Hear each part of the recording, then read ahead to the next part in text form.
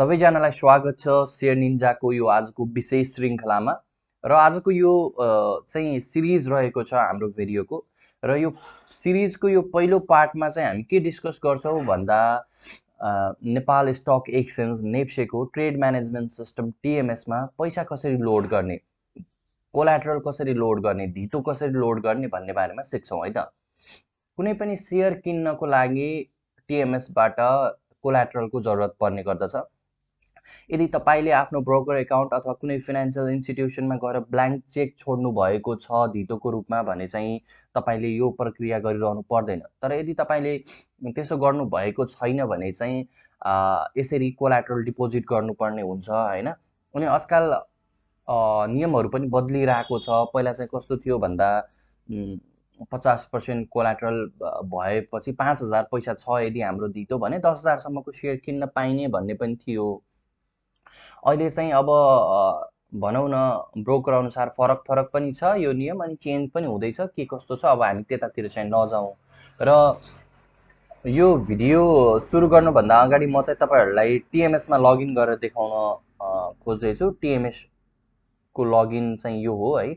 म तपाईहरुलाई यतापट्टिबाट देखाउँछु। मेरो चाहिँ TMS 21 भन्ने हो र यहाँ आफ्नो आइडी र पासवर्ड हालिसकेपछि यहाँनिर तपाईले क्याप्चा हाल्नु पर्ने छ। क्याप्चा यता राइटतिर देखाइएको छ Q9VME3 रहेको छ र तपाईले यसरी लगइन गर्न सक्नुहुन्छ है। यो चाहिँ हाम्रो नेपाल स्टक एक्सचेन्ज नेप्सेको ट्रेड म्यानेजमेन्ट सिस्टम TMS हो है। यहाँनिर तपाईले देख्न सक्नुहुन्छ यो बिल्कुलै नयाँ हो TMS। यो मैले खासै चलाएको पनि छैन र यसमा कोलाट्रल समरी देख्न सक्नुहुन्छ। तपाईले पैसा हालेको पनि छैन, 00 देखाइरहेको छ है। यो चाहिँ TMS को इन्टरफेस रहेको छ र अब पैसा लोड गर्नको लागि तपाईलाई के गर्नुपर्छ भन्दा यता लेफ्ट साइडतिर रहेको छ फन्ड म्यानेजमेन्ट भन्ने है। तपाईले देख्न सक्नुहुन्छ यहाँ चौथो लाइनमा रहेको छ फन्ड म्यानेजमेन्टमा क्लिक गर्नुहोस्। फन्ड म्यानेजमेन्टमा क्लिक गरिसकेपछि यहाँ अर्को अप्सन आउँछ कोलाट्रल म्यानेजमेन्ट भन्ने। यसमा क्लिक गरिसकेपछि फेरि अर्को अप्सन आउँछ लोड कोलाट्रल भन्ने। तपाईले यसमा क्लिक गर्न सक्नुहुन्छ। यसमा क्लिक गरिसकेपछि यहाँ एउटा अप्सन आउँछ हैन।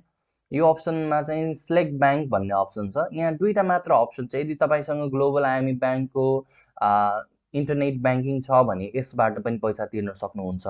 यदि तपाईसँग धेरै जनासँग चाहिँ ग्लोबल आइएमई बैंकको इन्टरनेट बैंकिङ नहुन सक्छ, त्यो बैंकमा खाता पनि नहुन सक्छ, उहाँहरुले चाहिँ के गर्न सक्नुहुन्छ भन्दा कनेक्ट आइपीएस गर्न सक्नुहुन्छ। कनेक्ट आइपीएस पनि यही नेपाल क्लियरिङ हाउसकै हो हैन, एउटा सफ्टवेयर।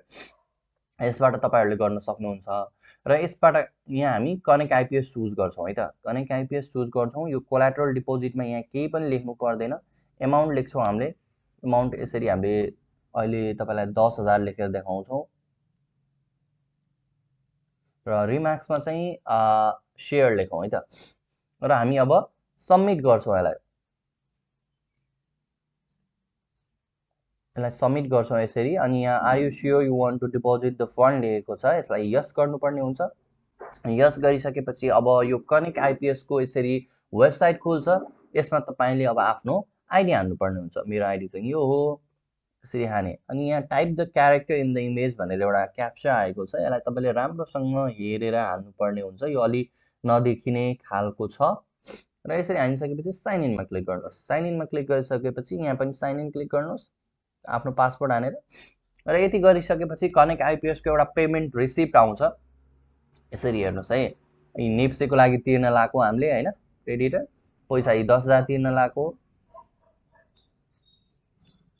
अनि यसले चार्ज चाहिँ 10 रुपैयाँ काट्छ 10000 हालेको यति है। र अब हामीले सिलेक्ट अमाउन्ट एकाउन्ट गर्छौं यहाँ अनि मेरो एकाउन्ट चुज गर्छु बैंक एकाउन्ट। यसले बैंक एकाउन्टबाट अटोमेटिक पैसा काट्छ।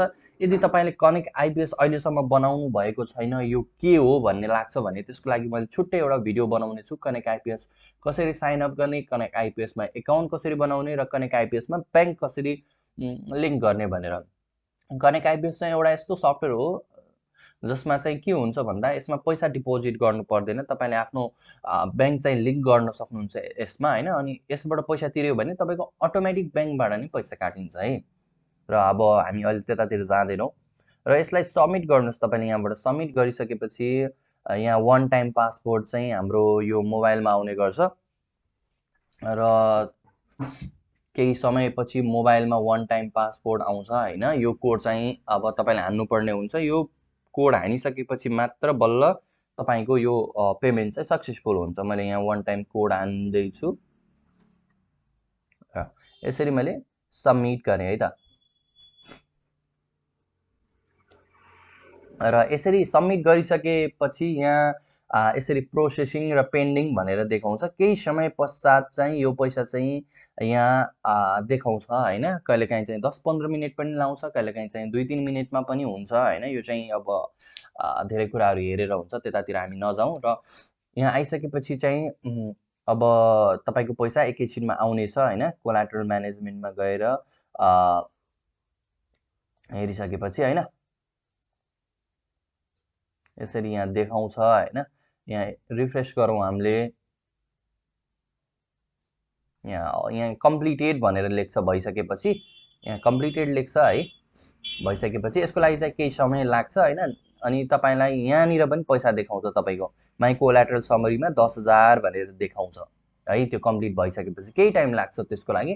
अनि कस्तो हुन्छ भन्दा तपाईले अब सेयर किन्न लाग्दै हुनुहुन्छ भने तपाईले अब यो आफ्नो उसलाई पनि सोध्नुपर्ने हुन्छ, ब्रोकरलाई हैन। मैले यति 10,000 राखेको छु, मैले कतिसम्मको किन्न सक्छु भनेर सोध्न सक्नुहुन्छ। यदि तपाईलाई यो झन्झट गर्न मन छैन भने तपाईले पहिला नै हिसाब गर्नुहोस्, म यति बराबरको सेयर किन्दैछु हैन, अनि मलाई यति पैसा चाहिन्छ भनेर। अनि त्यही अनुसारको पैसा चाहिँ यो कोलाटरलमा डिपोजिट गर्नुहोस्। त्यही डिपोजिट गरिसकेपछि तपाईले यता गएर सेयर किन्नुहोस्। अनि सेयर किनिसकेपछि लास्टमा त्यो पैसा तिर्ने बेलामा चाहिँ यही कोलाटरलकै पैसालाई हामीले तिर्न मिल्छ है त। यो चाहिँ अब हामी अर्को सिरिजमा डिस्कस गर्नेछौँ हैन। यो सिरिजमा चाहिँ यो फर्स्ट एपिसोडमा चाहिँ हामीले नेपाल स्टक एक्सचेन्जको ट्रेड म्यानेजमेन्ट सिस्टममा पैसा कसरी हाल्न सकिन्छ, कोलाटरल धितो भनौँ हैन भनेर मात्र सिक्यौँ। अब चाहिँ हामी सेयर कसरी किन्न सक्छौँ दोस्रो बजारमा टिएमएसको प्रयोगबाट भनेर दोस्रो भिडियोमा हेर्नेछौँ। र तेस्रो भिडियोमा चाहिँ सेयर हामीले कसरी बेच्न सक्छौँ भनेर हेर्नेछौँ।